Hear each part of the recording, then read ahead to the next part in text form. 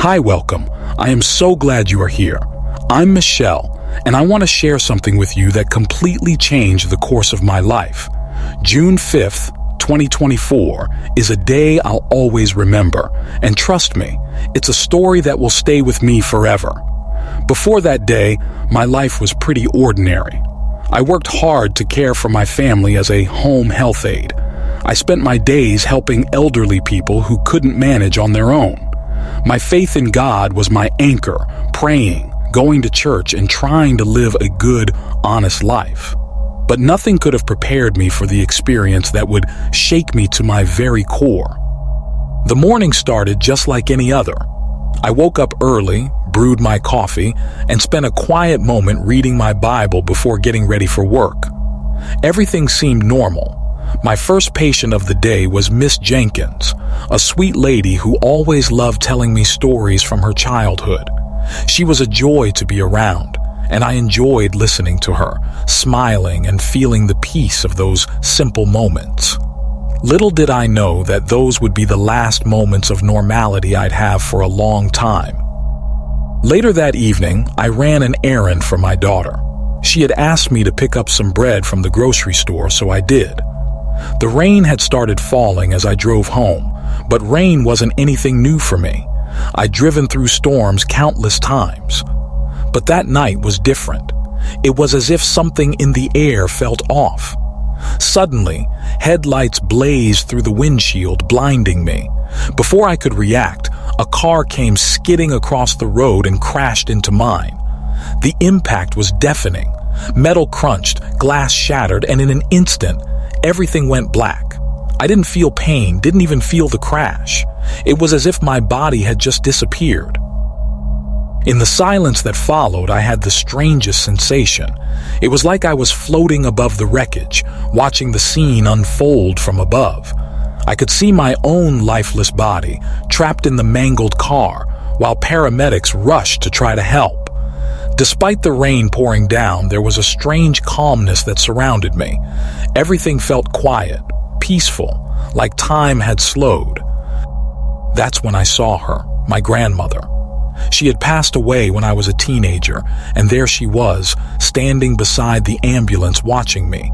Her expression was calm, almost serene. And in that moment, something clicked inside me. I knew that I was no longer alive. Just then, I heard a voice so gentle, so full of warmth that it filled me with peace. "Michelle, come." It was soft but strong, and I immediately knew it was Jesus. His voice carried with it a love that was beyond anything I could ever describe. Without thinking, I began to move toward the light. And when I say light, I mean a light that wasn't just bright. It was alive. It pulsed with warmth, with love, with peace. As I moved closer to it, I felt all my fears, all my worries, and all my burdens melt away. I felt a peace that went deeper than anything I had ever known.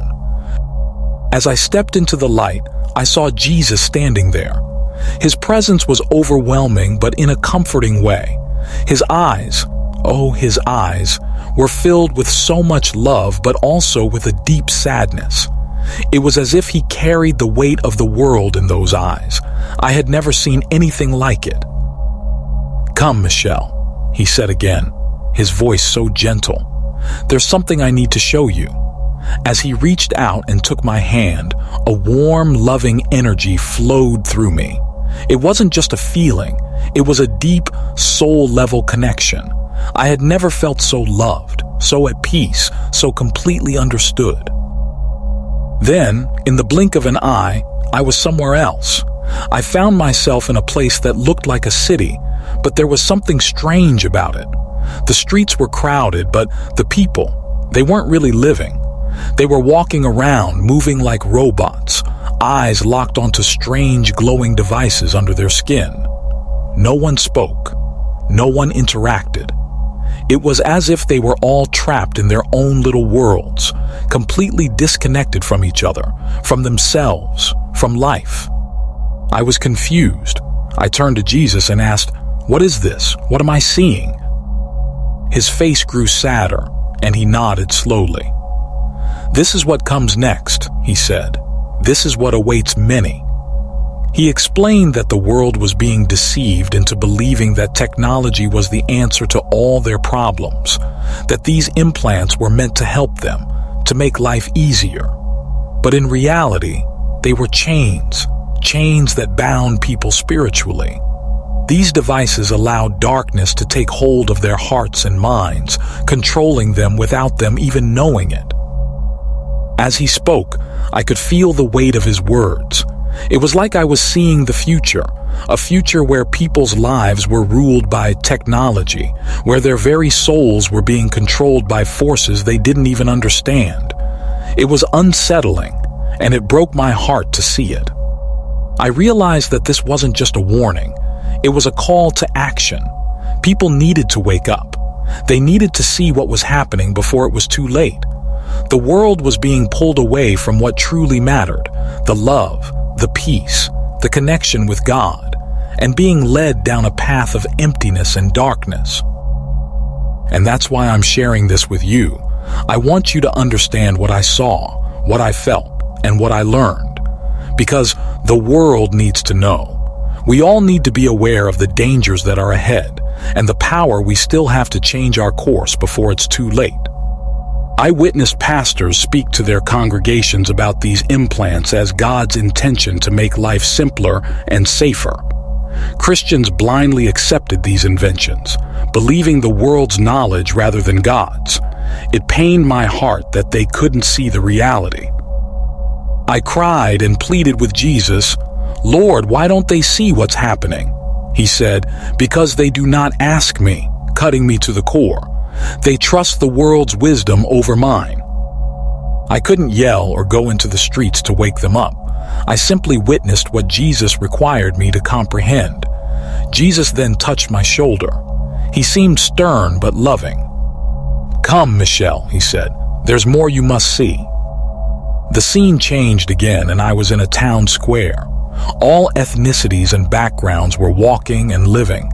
I saw something deeper as I watched, something I hadn't seen before. I felt a strain in the air as those around me carried a great burden. Black folks moved with silent wrath, carrying hurt and bitterness deeper than their personal experiences. Their wounds seemed to have been passed down from generations. I also witnessed white folks struggling with shame, bewilderment, and guilt. Some appeared determined to show they weren't part of the hate that affected others, while others felt condemned for something they hadn't done. I looked to Jesus, concerned by what I saw. "Why is there so much pain?" I requested. Jesus looked sorrowful at me. "Because they have been deceived," stated. He then showed me something shocking. I saw evil, shadowy creatures speaking falsehoods into both parties' hearts and thoughts. The opponent murmured, "Blacks are unappreciated. You will always be inferior. Keep your wrath. Don't forgive." Whispers meant, "You're guilty, whites. Your previous anguish is your fault. Nothing you do will fix it." I watched in horror as these falsehoods infiltrated people's hearts like roots, creating anger, animosity, and terror. The adversary tried to keep them furious, divided, and ignorant to the truth by believing they were each other's adversaries. "Lord," I cry, "why are they believing these lies?" Jesus responded, "Because they do not see what I see with love. Although they are my children, the adversary has seduced them to be foes. Darkness utilizes their wounds to separate and distract them from the actual struggle." I cried, seeing so many people bound by fear, rage, and guilt. Jesus kneeled beside me and touched my hand. "The enemy uses history to keep them blind," stated, "but I came to set them free." Now I knew it wasn't just about race. It was about control. No matter skin color, the adversary wanted to keep people resentful, angry, and confused. As long as people accepted the falsehoods, they would never recognize the genuine enemy, the one poisoning their hearts. "Lord, what can I do?" my voice broke as I asked. Jesus looked at me kindly yet seriously. "Tell them the truth," he said. Some will listen, some will not, but the truth must be spoken.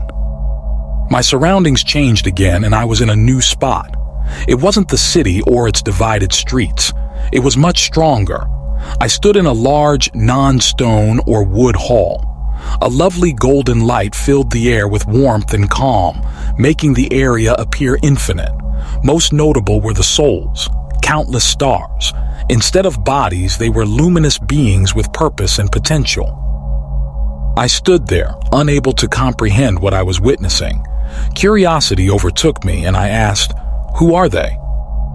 "These are the ones who are yet to be born," Jesus replied. "Each one of them was created to bring light into the world.